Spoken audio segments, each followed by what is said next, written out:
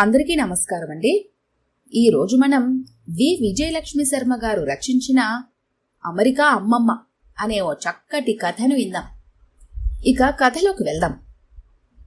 అమ్మా, అమ్మమ్మ విమానంలోనే కదా వస్తుంది. కంది పచ్చడి రుబ్బుతున్న ఉమ్మ దగ్గర కూర్చుంటూ పచ్చడి కోసం చెయ్యి చాస్తూ అడిగాడు 6 ఏళ్ల బాబిగాడు. అప్పటికి అది ఏ 10వ వాడలా అడగటం. అవును, మన డాబా మీదే దిగుతుంది. ముద్దుగా విసుక్కుంటూ కాస్త పచ్చడి వాడి చేతిలో విదిలించింది ఉమ్మ.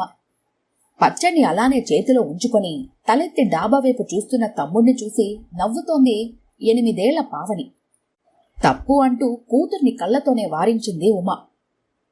అయితే అమ్మగారు, మీ పెళ్ళైన కాడి నుంచి ఆ అమ్మగారు రాలేదటండి అంది వీళ్ల సంభాషణంతా వింటూ బావి దగ్గర అంట్లు తోముతున్న రామి. లేదే, మా పెళ్లికి ముందే మా పిన్ని బాబాయి అమెరికాలో ఉన్న మా అన్నయ్య దగ్గరికి వెళ్ళిపోయారు. వారికి ఒకడే కొడుకు. ఆమె అమ్మకి తోడికోడలైనా నన్ను సొంత కూతురుగా చూసుకునేది. ఇదిగో ఈ మధ్య పిన్నికి కాస్త నలత చేసిందట. అయిన వారందర్నీ ఓసారి చూసుకోవాలని ఇండియా వస్తున్నారు. ముఖ్యంగా నన్ను, ఇదిగో ఈ పిల్ల రాక్షసుల్ని.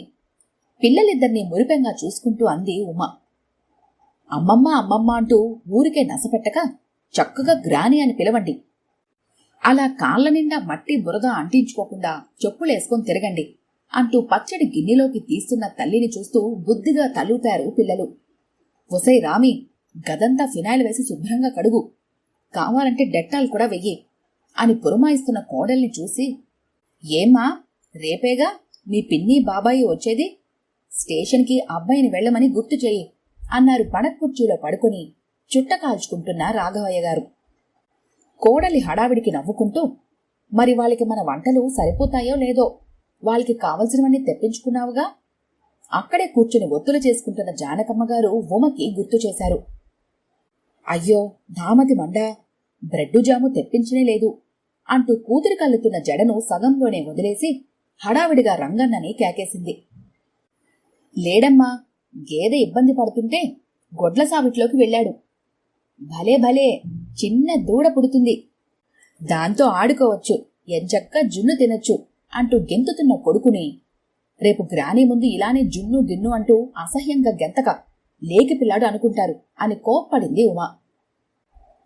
కాళ్లు కడుక్కొని లోపలికొస్తూనే చనువుగా అత్తగారిని మామగారిని పలకరించి చాప మీద కూర్చుంటున్న పిన్నెని చూసి కుర్చీని చూపించబోయిన ఉమని వారిస్తూ వియ్యపురాలి పక్కన చాప మీద చతికిలబడింది సుశీలమ్మ. స్నానం సంధ్య అయ్యాకే టిఫిన్ తింటామన్న బాబాయ్ గారు ఉమ పట్టుకొచ్చిన బ్రెడ్డు జాము చూసి, ఇదేంటి తల్లి, అమెరికా వదిలినా ఇవి మమ్మల్ని వదిలేటట్టు లేవు అన్నారు కూతురితో నవ్వుతూ.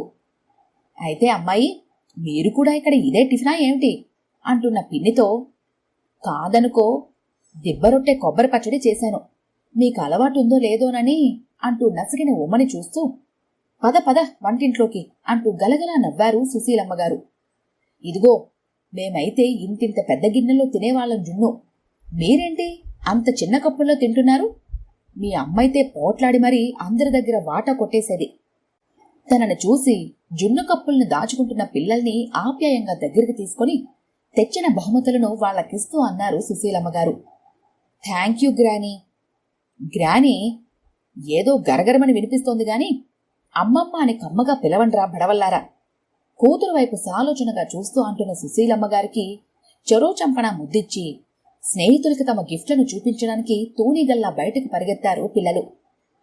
ఆ వంకాయలు ఇలాతే నేను తరిగిస్తాను, కొత్తిమీర కారం పెట్టి వండు అని పురమాయిస్తూ, నేను నేర్పించిన వంటలన్నీ మీ వాళ్ళకి రుచి చూపిస్తున్నావా లేదా గ్రానీలాగా వాటిని కూడా కూనీ చేసావా అంటూ కత్తిపీటను దగ్గరికి లాక్కుంటున్న సుశీలమ్మను చూసి తలదించుకొని, అది కాదు పిన్ని అంటూ కళ్ళొత్తుకుంది ఉమ.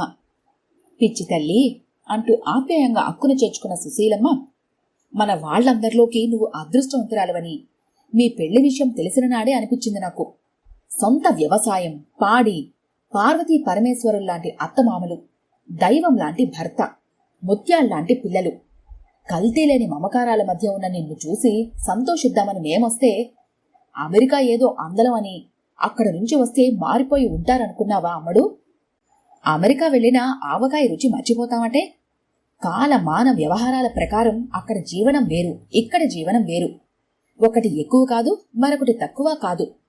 నీకో తమాషా చెప్పనా?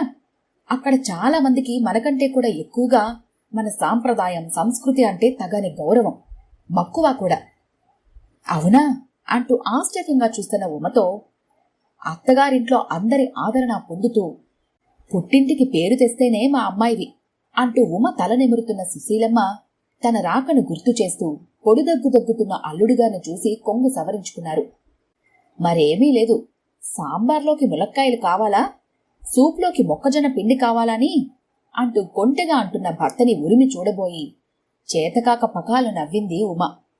భోజనాల గది నుండి తెరలు తెరలుగా వినబడుతున్న నవ్వుల హోరుకి, ఏంటో ఈ అమెరికా వోళ్ళు, ఎక్కిళ్ళొస్తే మరి నీళ్లైనా తాగుతారో లేదో బావిలో చేదవేస్తూ అనుకుంది రామి. అంతా గలగల నవ్వుకున్నారు. ఈ కథ గనుక మీకు నచ్చినట్లయితే లైక్ చేయండి, షేర్ చేయండి. మరిన్ని ఇంట్రెస్టింగ్ కథల కోసం మా ఛానల్ని తప్పకుండా సబ్స్క్రైబ్ చేసుకోండి.